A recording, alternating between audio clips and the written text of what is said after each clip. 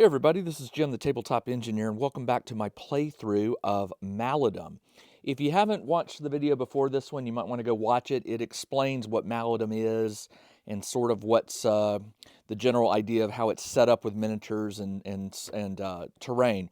I've gone ahead and set it up based on the intro, the learn to play scenario. And what I'm going to do in this video is basically play the learn to play scenario and explain to you what's going on. What I really like about what Battle Systems has done here is the first game you play, it's a tutorial and it's very well done. The book almost walks you through half of the game. It gets you to a certain point and then it says, okay, now you're on your own. I've got my two heroes. They will start at this starting point. These are spawn points, 1-4, 2-5, and 3-6. These are where enemies will possibly appear later in the game. This is the doom track or the threat track. And this scenario says it starts with 2 pegs in the disquiet section. There's 5 sections: disquiet, distress, dismay, desperation, and disaster. So we're down here at the bottom, and there is a certain order that you go through when you play the game. The first, it's broken up into phases. So the first phase is called the dread phase. And it's basically you put a token in the track here at the start of each dread phase. Now, because there was 2 to begin with, now there's 3. And it takes 3 more to fill this, and then a 7th one will move me into the distress section. The object of the game is to maneuver through the dungeon to get to this crypt here. There are some hidden treasures in it, but there's also an objective token. The objective is to get the objective token and get out, return with it to the entry point, and you win the game. These cards right here, they're not shuffled. They were provided in a certain order for the tutorial, so I have them there. Normally, during the dread phase, after you place a peg, you draw a card. You draw the top card. But you don't do that on the first turn. So I'll skip that turn, and then we'll move to my heroes. Now my 2 heroes are Callan and Marana. Callan is a fighter, and Marana is a wizard called a there's a word for it, and I can't remember. But she can cast spells, and she has some very basic spells.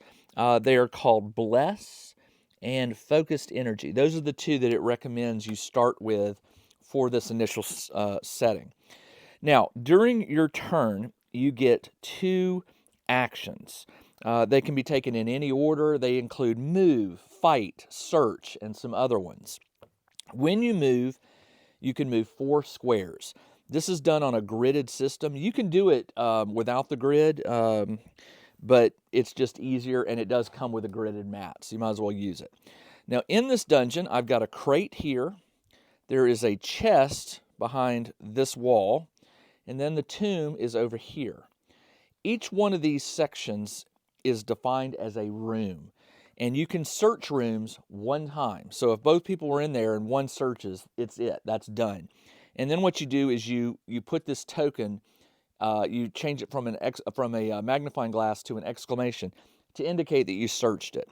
So what I've done is I've gone ahead and placed 1, 2, 3, 4, 5 in the rooms as reminders to me to try to search these rooms. Because when you search them, you get to draw a token out of this bag. Now, this is the intro scenario, and there are not a lot of tokens in this bag, but I'll take what I can get. All right, so on a move, you can move 4 squares. What I would like to do is Callum is going to go first, and there's a token you can use to place. I'm playing solo, so I know who's gone. But in a multiplayer game where you have other players, you would use this token to represent the first player. And it changes at the end of each turn. You move it clockwise to the next player. So Callum is going to go, and I'm going to move him 4 squares. 1, 2, 3, 4. And he is next to the crate. Now, the actual scenario kind of walks you through the different things you can do, and you can deviate from it. But I'm gonna do what it says because the going through the tutorial introduces you to all the possible basic actions. So in this action, he's going to use his second action to search. He's next to the crate. He's actually physically in the space adjacent to it.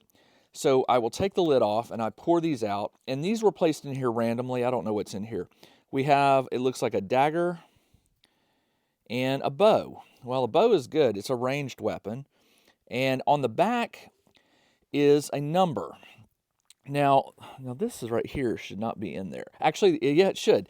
These tokens came from the tutorial. There was a punch out that said use these for the tutorial. So luckily enough, I actually got a good weapon here. The green are just standard, normal, basic things, but the yellow are like a slightly higher grade. This is a short bow. I can buy it for 10, sell it for 5. Now, on your tray, you'll see a track here. This is like your backpack or what you can carry. You can see I have a lot of spaces left. So I'm going to take both of these and I'm going to put them in here.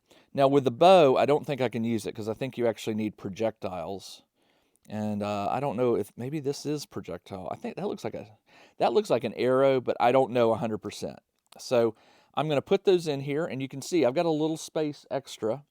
But anytime you run out of space, you have to lay something down or put it at your feet in order to keep moving. So that is the end of Callum's turn. He moved and he searched. And to indicate that your turn is done, you put this activation token on your, you can put it at the base of the miniature or on the tray. And what I'm going to do is I'm going to put it at the base of the token, or a base of the miniature, just so I remember. Now, in this dungeon, there are a number of these small squares. There's one right here. There's one over here in the corner. There's one over here, one here in the tomb room, and one right here. These are holes that are in the ground, and these are where enemies could possibly pop out of. They will not pop out of a hole if one is called for. It always comes up at the closest exit. But if your miniature is standing on it, they won't come out of that one. So keep that in mind. That's a particular tactic you could use. Now, it is Morana's turn. Now, Morana has to start here, and your first action has to be a move because you're considered outside of the dungeon. So I could have her follow Callum, or she could go another route. Now, my job here is to explore this. You're supposed to sort of pretend you don't know where you are. So I don't want to so much split the party, but there's an open area here and a door. I can see a door. So I'm going to move her 1, 2, 3, 4. That's her first action. And I'm going to move her another 4. You can move diagonally as long as there's nothing impeding you from moving across that normally. 1, 2, 3, 4. And her turn is done. And I'll put this token next to her miniature. And that indicates that the turn is done. I have no more players. I guess I could put the chest or the crate back in here, but it is empty. And that's the end of the adventure phase. That's when the players or the miniatures that you control have actions.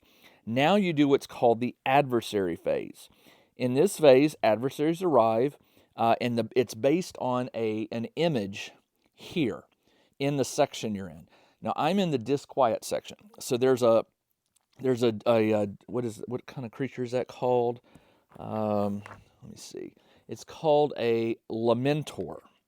And it shows a small die next to it. And what that means is I'm supposed to roll this die, and it tells me whether 1 appears, 2 appear, and if this hand shows up, it means 1 will appear in one of these holes in the dungeon, the one closest to a hero. So I'm going to go ahead and roll this, and I got a blank. So no Lamentor will show up this turn. That's good for me. After the adversary phase comes the NPC phase.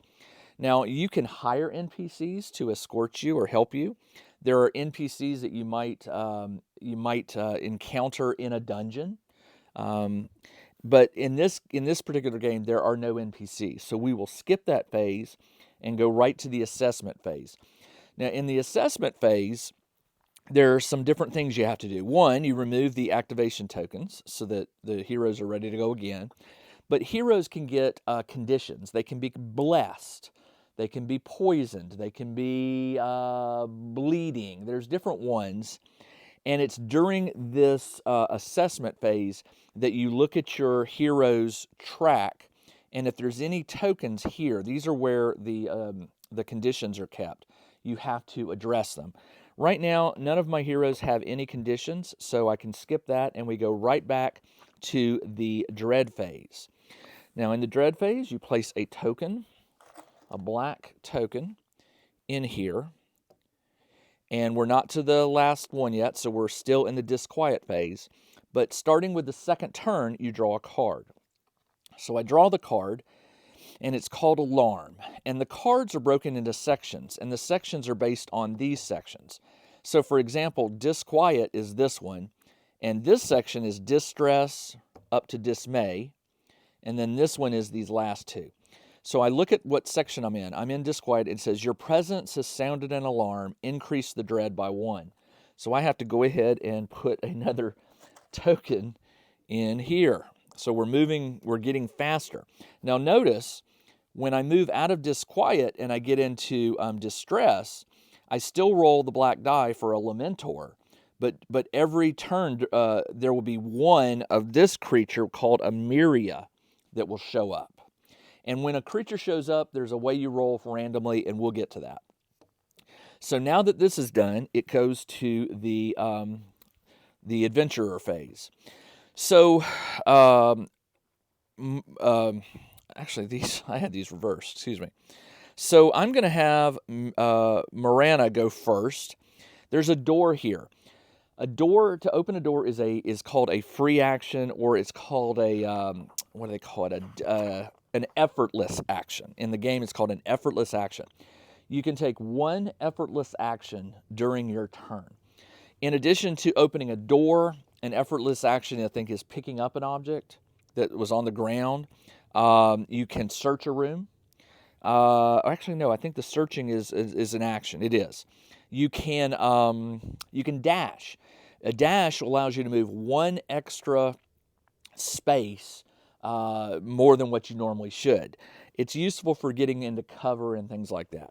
So what I'm going to do is I'm going to move her 1, 2 to the door, and instead of opening the door as my that was my first action. My effortless action is I'm going to open the door, so you actually physically can bend it. Okay, so it opens. And then for my next action, for my second action, I think I want to do a search.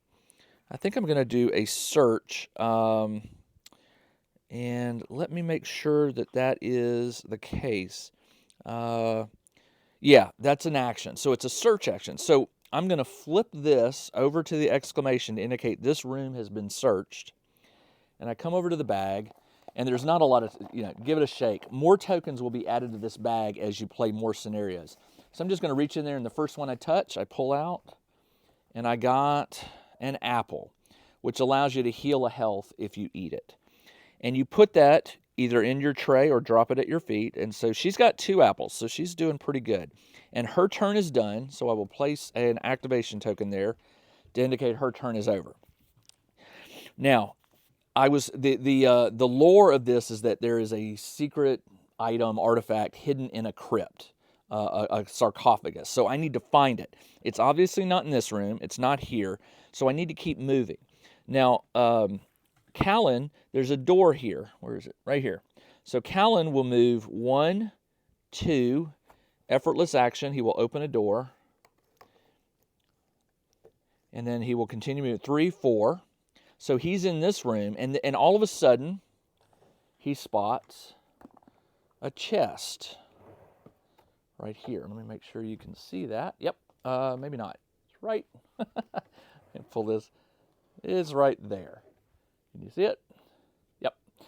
So he spots a chest. And remember, one of the things in this game is obviously you want to try to get loot. So that's what I'm going to do.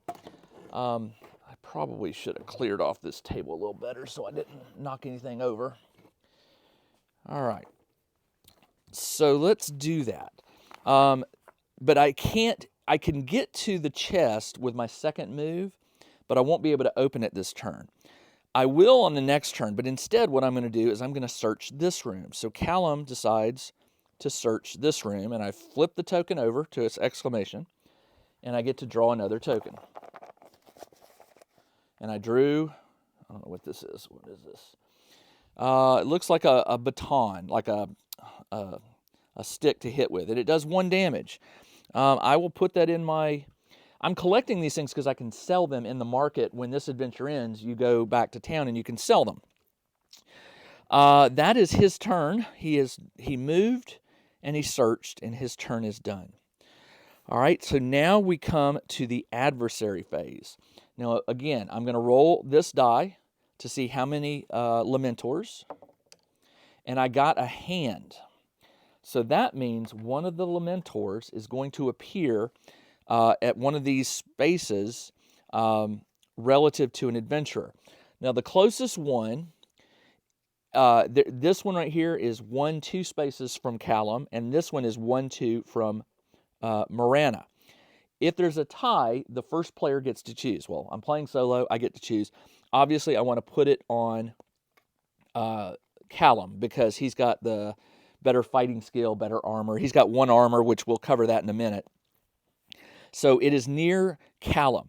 Now, after you roll for these, then the enemies activate. Well, there's only 1 enemy here. Now, you track the enemies with this little card here. It tells you how many actions they get, any special abilities, things like that. The Lamentor gets 1 action. Now, he's not next to me, so he will move towards the closest enemy that's in line of sight. If there's not line of sight, the enemies will move in the direction of the nearest enemy. So if it was down here, it might have been, since there's no line of sight to Callum, if there had not been line of sight to Marana, it might have been placed, it might have moved to another hero. There's a little strategy to this. The other thing is that 1 action does place a Lamentor next to me, and you would say, oh, he's out of actions. He's moved. But the Lamentor has this special ability. It's a fist with an arrow. And what that means is they get what's called first strike, which means if they come into contact with a hero, they get to make an attack. Now, how do you roll for attacks? The enemy will have this little fist here with a number, and it says 2. They will roll 2 dice. In this game, you will always roll the blue die. If it calls for 1 die, you're rolling blue. Anything beyond 1, and you add red dice. So now you have 2 dice. So I will roll 2 dice. The poison, there's a little yellow symbol that indicates poison. If the Lamentor scores a critical hit, and a critical hit is 2 on this one, then the Lamentor will poison me, and I'll get a condition. So let's go ahead and roll. The Lamentor will strike, and I got 2 hits. Now, this is not a crit. The 2 on the die is a crit. This is just 2 hits, but Callum has 1 armor, 1 point of armor. It's not destroyed, it just absorbs a hit. So, 1 of these will go away, and 1 will hit him. He currently has 4 health, indicated by this track up here, and I'll remove a green pin, and he is now down to 3 health.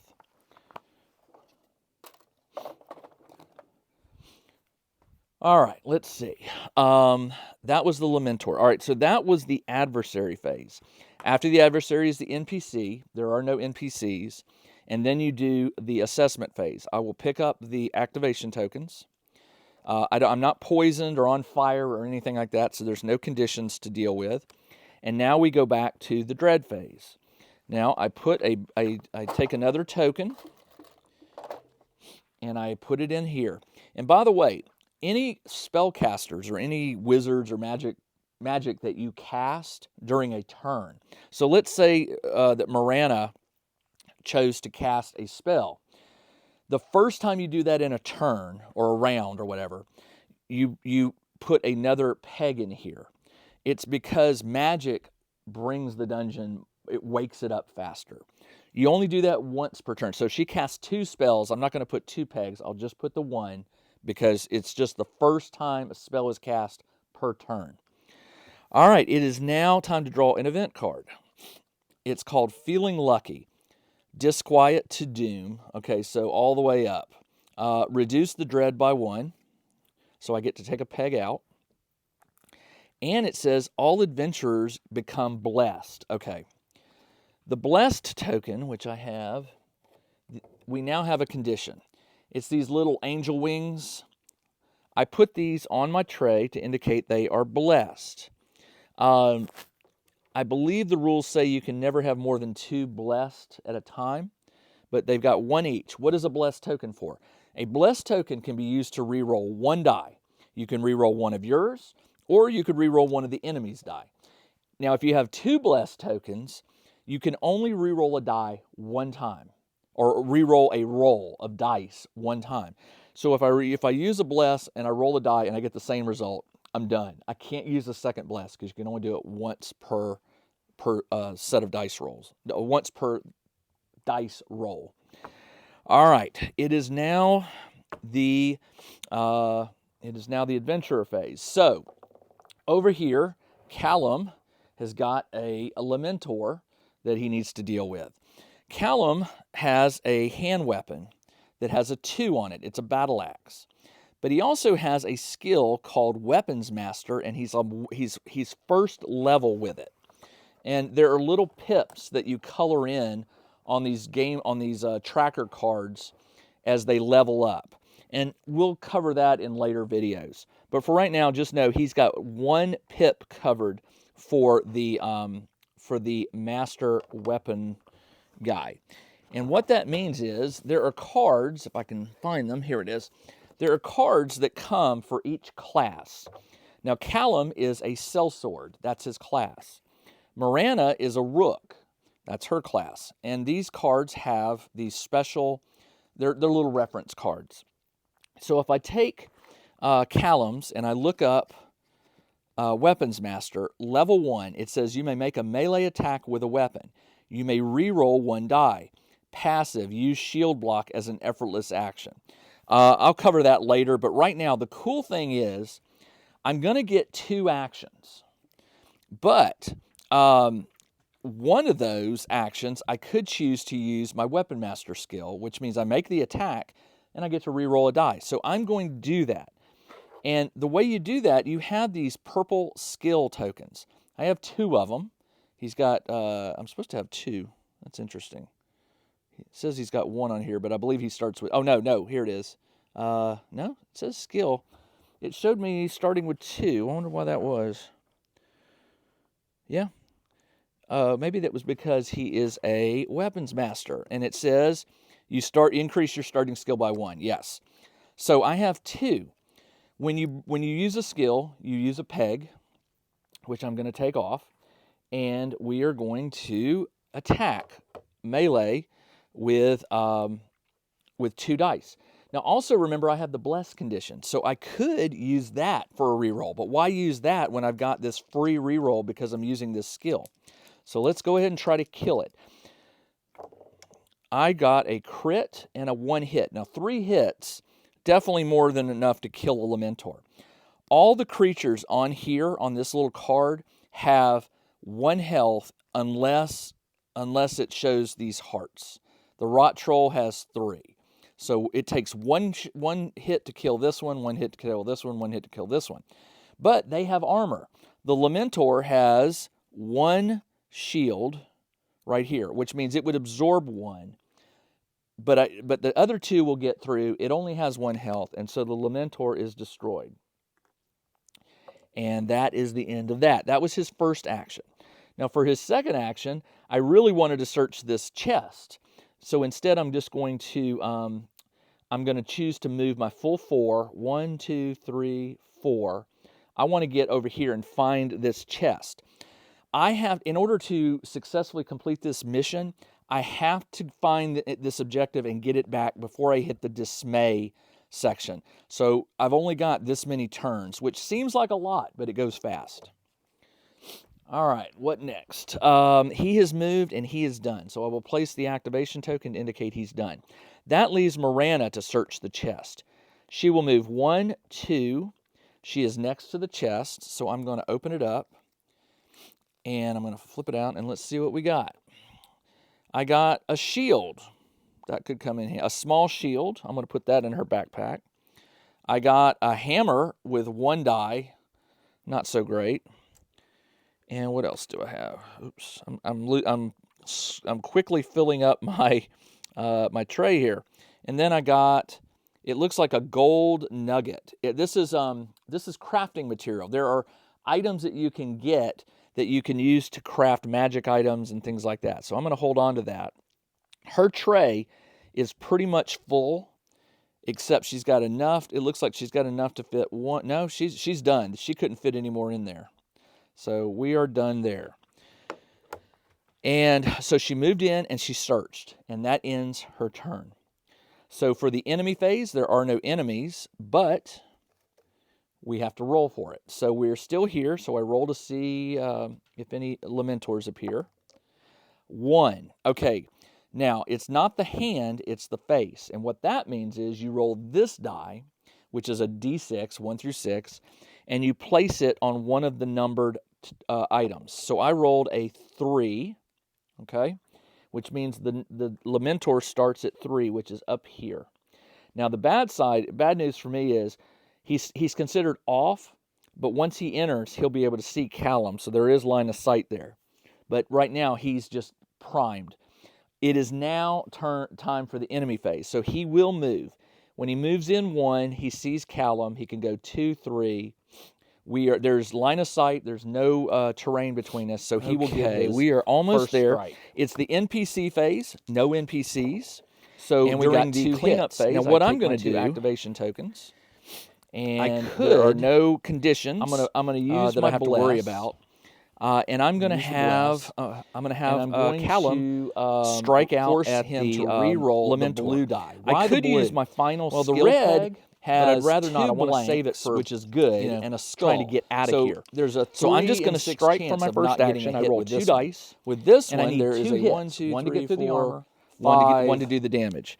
There's only one blank and one skull. So I definitely want to re-roll the red. For my second action, I'm going to go ahead and go 1, and my armor will absorb this final door over here. So Callum takes and I'm going to try to get through it. And Callum is the Dementor. The Lamentor. Now let's do all right, Miranda. She sees that Callum is injured, so she's going to go 1, 2, 3, 4. And for her second action, she's going to search this room. Actually, yeah, let's search the room. Do I want to search it, or do I want to throw the... I could throw the apple to him so he could heal a point of health. Do I really want to do that? Throwing is... Okay, let's see. 2 dice. Okay. It's an effortless action. Okay, I can throw for an effortless. So let's search the room. I'm going to flip this over, and I'm going to pick a token out of here. And I got a staff with 2 damage on it. I don't know if she can use that, but it's got a bleeding, a dagger with a little blood drop, which I think means this will make an enemy bleed. But unfortunately, I don't have enough spaces to put this on. So instead, what I'm going to do is I'm going to flip it out. I'm going to drop the hammer and take it instead. And for her second, she moved and she just did a search. So she is done. But before I finish, I'm going to do the effortless action. What I do is I roll the blue die. I need a critical for him to catch it. If it's a 1, it's in his space. And I did roll a 1. So he doesn't catch it. But there's at least an apple waiting for him. If he wants to pick it up as an effortless action, he could eat it to heal. Now, the heal isn't automatic. It is a rest action. And a rest action takes both of your... takes both of your actions. But he's down 1 health. He may not need it yet, but I will pick up that apple. All right, so Miranda is done, and that is the end of my turn. Now we roll to see if a Lamentor appears. Oh, hold on. Did I draw? Yeah. I did not. I'm going to forget. I put that. I didn't draw another card. So let's do that real quick. So this should have appeared, and I should have drawn one of these before I moved. Fiery Touch. The Maladum channels its magic through its minions. All engaged adversaries must make a 2-dice melee attack. All engaged with fire. Then all engaged adversaries make a move action. Unengaged adversaries. Okay, so Callum did have, when I should have played this, Callum was engaged with a Lamentor. So let's go ahead and see. It's a 2-die attack with fire. And that is 2 hits. I am going to... It's not a crit, but I believe that the fire does put me on fire. So I will need to, that's the, it didn't say that there would be any fire conditions, but I'm gonna put myself on fire. I'm not gonna dig out the token right now. So he's on fire, and I need to resolve that. But before I do, it is now time to roll, which I didn't. So let's roll to see if Lamentor appears. It does not, thankfully. All right, and there are no enemies on the map, so that is the end of that. During the assessment, I have fire on me. And let me look at fire. Fire is conditions. We're burning, 16 and 17. So this was not in the rule book or the tutorial.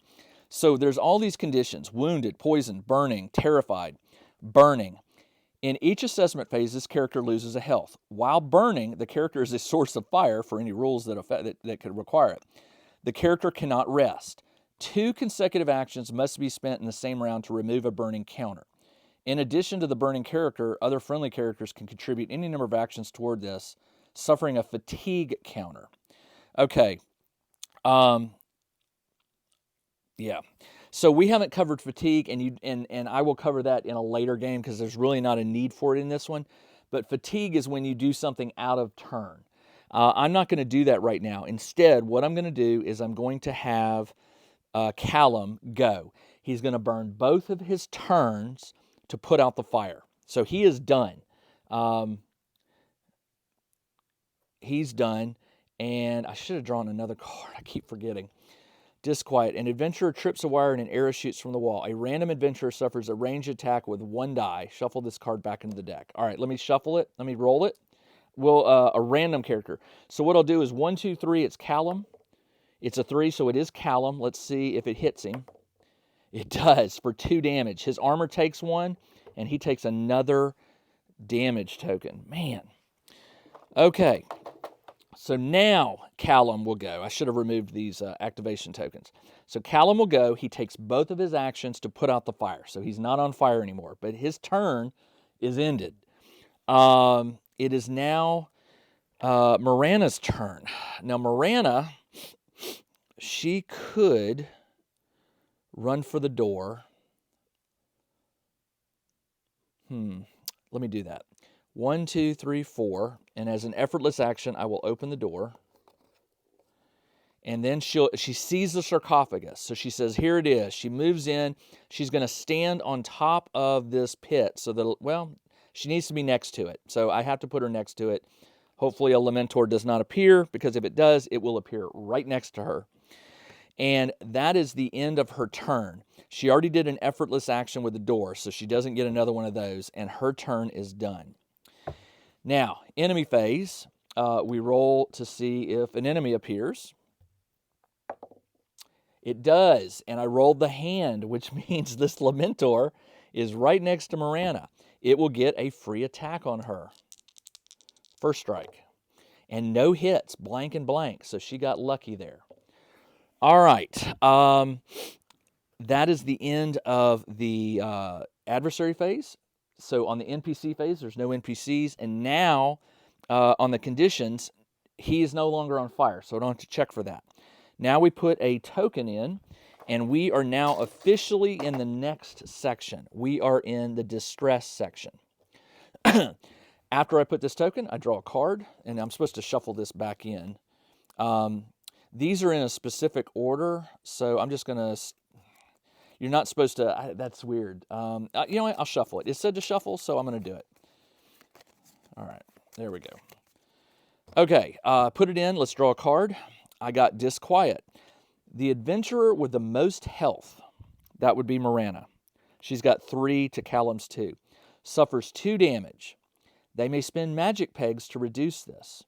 If the Maladum is in play, and he is not, it restores health equal to the damage inflicted. Otherwise, that many Lamenters arrive, if available, at the nearest... Nope, I will give up her 2 magic points easily. Now, she didn't cast a spell. She just loses them. And I don't have to take the 2 damage. All right, so those go away. And now it is the Heroes Phase. Marana wants to open the crypt, so I'm going to have Callum as a fast action, or a free action. He'll pick up the apple. He's going to go 1, 2. He's at the door, and he is going to strike at that creature. I am going to burn my last skill peg because I want to use that special ability. I no longer have Bless, so I've got to... the reroll is kind of huge. So I will attack with the blue and the red. And I got 2 hits, so it doesn't matter, and it goes away. All right, good. So that is end. Merwin went, he moved, he attacked, he is done.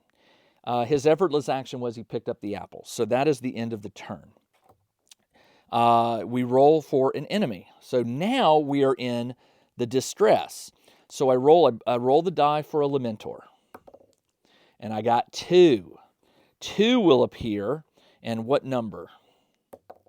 At 2, which is down here. So 2 Lamentors, 1 and 2, they will appear. And I also, one of the Myria will automatically appear, and you roll for where it does. It will be at 5, which is also here. The Myria is a new enemy. We haven't seen it yet. It's kind of it's sort of like a zombie with all kind of, but its arms are replaced with weapons and wood and things like that. So this one will also appear here. Now here's the problem.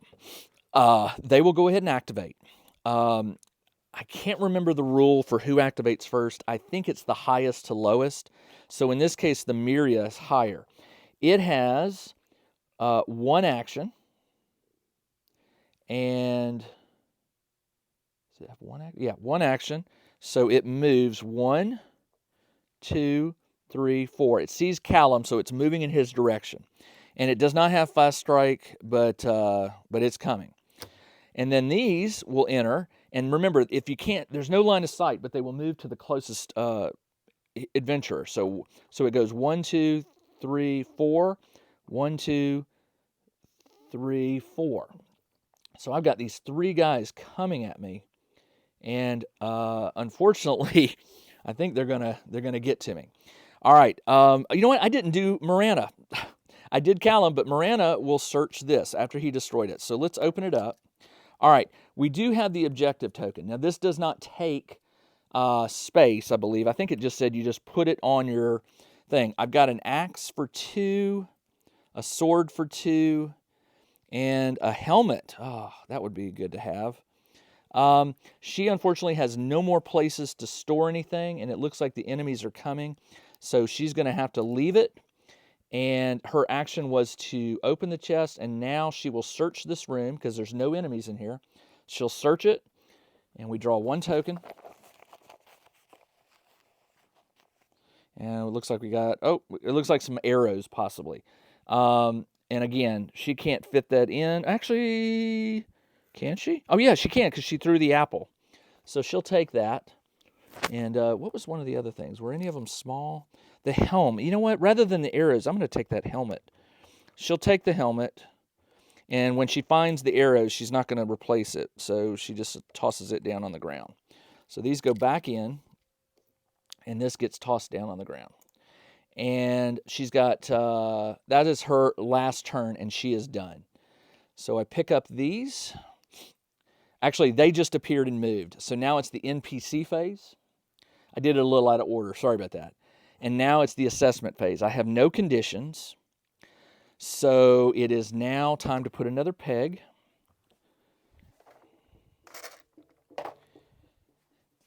And draw a card. Disquiet. An adventurer trips a wire. So I got to do. All right. So 1, 2, 3. It's Marana. I rolled a 1. It is Marana. It is a 1-die attack. Ooh, 2 damage. All right, so she loses 2 health. She has no armor, so she is hurting. Wow. She does have an apple, but we can't rest right now because I got 3 guys breathing down my neck here. All right, I'm out of skills for Callum. All he can do on his turn, he could attack. He could run an attack, but I think he's going to get killed. So instead, I'm going to use my 2 actions to do a rest, and they're going to come to me. So during the rest, you gain back, was it 2 health? But I have the apple, which gives me a bonus. Now, it doesn't really matter because healing, looking for the rest action, sorry. The rest action allows you to, it takes 2 turns. Let me look it up real quick. The rest action does take 2 turns. 2 actions, no enemies in the room. Oh, no enemies in the room, I can't. But I could move. Well, no, I can't move. Remove all. Restore 2 magic. Restore 1 health or skill. Remove bleed or poison. Stand up. All right, he's going to have to just. Oh boy, this could end badly. The Miria has got 1 shield or 1. I think he's in trouble. Let's go ahead and I'm going to move 1, 2, 3, and I'm going to attack. Actually, hold on. 1, 2, 3. That way I've got 2 enemies here. All right, I'm going to attack the Miria.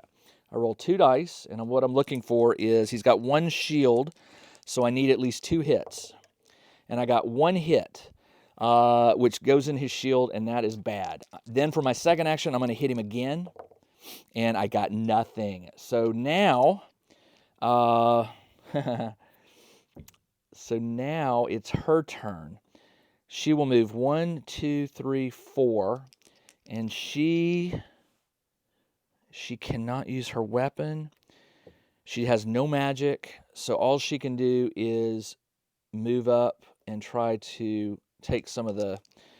This is not good. Okay. By the way, the rule book said that you're probably going to lose this. You're supposed to try it multiple times. So I'm going to go ahead and it is now the enemy's turn. I need to roll the die. 1 will appear at space number 2, which is right here. It will activate. 1, 2, 3, 4. All right, it's all the way up here again. Then 1 Miria will appear at 2. All right, another one. It should have gone first, so it would get close. 1, 2, 3, 4. I got 5 enemies in here and 2 of my guys, and they're all down to their last health. So the first Miria will attack. It attacks with 3 dice. 3 hits is more than enough. 1 will be a shield, but the other 2 take down Callan. All right, and that leaves this Lamentor to attack Marana. It attacks with 2. She's only got 1 health. And I rolled 2 hits, and so Marana falls. There's a strategy to this. I rushed in, probably when I shouldn't. I probably should have healed and rested and done some other things. But I wanted to just play the game and show you how it works. This is just an intro scenario. It's not meant to be part of the campaign. So what I'm going to do in the next video is I will set up the dungeon, and that dungeon will fill up this full 2 foot by 2 foot mat. And I will have 4 heroes versus 2, but I'll have a better grasp of the rules then. And I'll also, there'll be more treasure, more monsters, more stuff. So anyway, that is Maladum. I hope you liked this. I just wanted to play this intro for you just to show you the basic rules and things like that. If you have any questions, post them in the comments below. I will do my best to answer them. Please do remember that the next video will be members only. I made the first 2 videos free so that you could check it out. My membership for my channel is only 99 cents a month, and it gets you not just these videos, but all the games I play. So if you want to see more Maladum, please join as a member, And I will be back in a week with the next video. We'll start the campaign, and I hope you'll join me then. This is Jim, the Tabletop Engineer. Thanks for joining me. Everybody, take care. Check out the new RPG and Wargame Newsletter. Each week, the Tabletop Engineer shares news, products, Kickstarters, and much more related to the gaming hobby. It's free to subscribe, so check out the link in the video description below to sign up.